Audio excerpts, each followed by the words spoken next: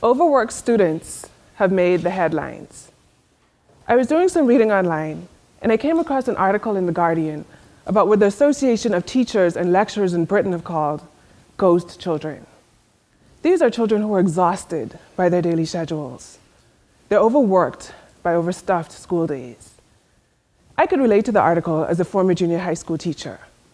I've always wanted to give my students more time to slow down and to absorb what they were learning, and to let them know that it was okay to make mistakes and to think through multiple options during the learning process.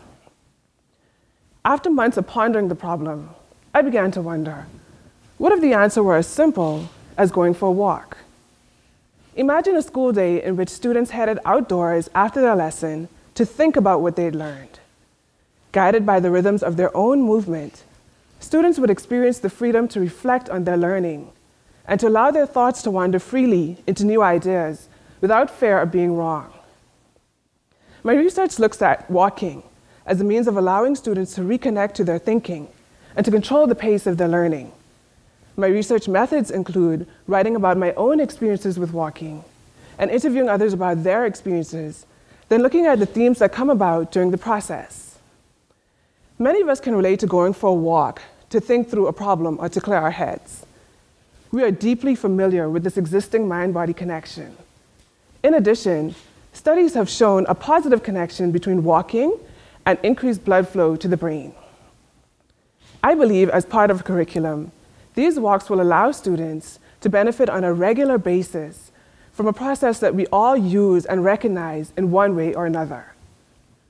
For centuries, some of our greatest thinkers have done their thinking on foot. The 18th century French philosopher Jean-Jacques Rousseau wrote in his book, Confessions, that he could only think while walking, and that his mind only worked with his legs. Contemporary writer Rebecca Solnit wrote in her book on the history of walking, called Wanderlust, that she suspected that the mind, like the feet, worked at 3 miles an hour. If this is so, she wrote, modern life is moving faster than thought and thoughtfulness. I believe that schools can gain from this long recognized connection between walking and thinking, and that regular and intentional walking breaks outdoors could be the means by which students connect to their learning throughout the day. So that instead of ghost children and students who are overwhelmed by what they're studying and what is heaped on them throughout the day, we can have students who've had the chance to slow down, to breathe, to think.